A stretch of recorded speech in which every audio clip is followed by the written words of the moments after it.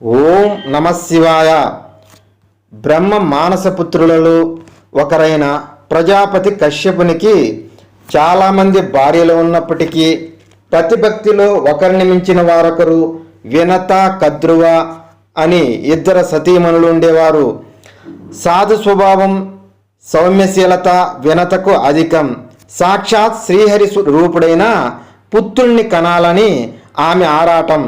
అందుకోసం ఆమె చేసిన తపస్సుకు శ్రీహరి మెచ్చి సలక్షుడైన పుత్రుడు జన్మించేలా వరమిచ్చాడు. ఈ ఇద్దరు భార్యలలోనూ కద్రువుకు సవతి మాత్సర్యం అధికం. వాటికి తోడు ఈర్ష్య అసూయలు ఎక్కువే. కద్రువ స్వభావం తెలిసిన వినత తానే ఎన్నో సందర్భాలలో సరిపుచ్చుకుంటూ ఉండేది. కద్రువ అప్పటికీ సంతానం ఉంది.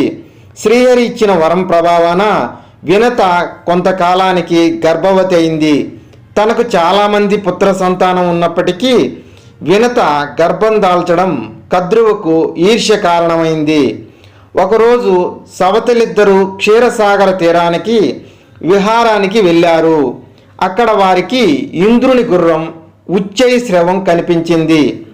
అసుర సంధ్య వేళలో కనుచీకట్లు పడుతుండగా ఆ గుర్రాన్ని చూశారు వినత. తెల్లని తెలుపు రంగులో ఆ గుర్రం ఎంత అందంగా ఉందో చూశావా అక్క అంది వినత.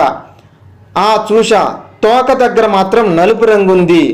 అదే లేకుండా ఉంటే అది అందమైనదే అనడానికి సందేహించనక్కర్లేదు అంది కద్రువ.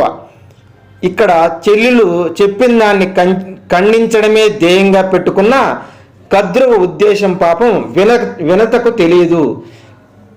ఇంతలో గుర్రం వెళ్ళిపోయింది. అదేమిటక్క అలా అంటావేం, తోక కూడా తెల్లగానే ఉంది కదా అనింది వినత. కద్రువ కొట్టి పారేసింది. కొంతసేపు సవతులిద్దరికీ వాగ్వాదం జరిగింది. మన పతిదేవునికి సాయం సంధ్య అనుష్ఠానం ఏర్పాట్లు చూడాల్సి ఉంది. పద, రేపు కూడా ఆ గుర్రం మేతకి ఇటే వస్తుంది. అప్పుడు బాగా చూడు అంది వినత. బాగా చూడాల్సింది నేను కాదు, నువ్వే. సరే, నేను చెప్పినట్లుగా తోక భాగం మాత్రం నల్లగా ఉంటే నువ్వు నాకు దాస్యం చేస్తావా? అలా కాకుండా నువ్వు అన్నట్లు పూర్తి తెల్లగా ఉంటే నేనే నీకు దాస్యం చేస్తా అంది కద్రువ. సరేనన్నది వినత. చీకటి పడడంతో ఎవరి గృహాలకు వాళ్ళు వెళ్ళిపోయారు. కద్రువ కూడా వినత చెప్పిందే నిజమని తెలుసు. అయినా మాత్సర్యం చాలా ఉండాది కనుక పంతం నెగ్గించడానికి ఆ రాత్రి తన పుత్రులు ముఖ్యులైన సర్పశ్రేష్ఠుల్ని పిలిచి, మీలో నల్లని వాళ్ళు వెళ్ళి ఆ ఉచ్చైశ్రవం తోకకు చుట్టుకుని ఉండండి.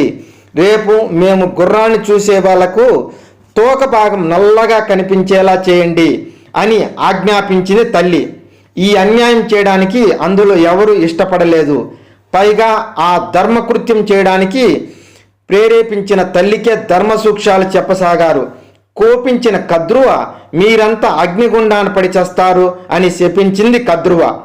వాసుకి అనే సర్పరాజు, అమ్మా ఇది అధర్మమని నీకు తెలుసు కనుక ఎవరైతే ధర్మం తప్పక ప్రవర్తిస్తారో వారికి నీ శాపం తగలదు అని ప్రతిక్రియగా అన్నాడు. కొందరు మాత్రం తల్లి పక్షాన చేరి ఆమె పంతం నెగ్గేలా చేశారు.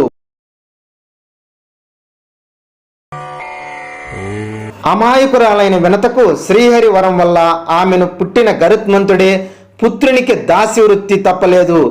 తండ్రి వద్దకు వెళ్ళి గరుడు మొరపెట్టగా, నాయనా నీకు ఆ ఇంద్రుడే సహాయం చేయాలని ఆకాంక్షించగలను. ఇంద్రుడితో మైత్రి సంపాదించు. నీవు శ్రీహరి వాహనమై అఖండ కీర్తి గడిస్తావు అని వరం ఇచ్చాడు కశ్యప ప్రజాపతి.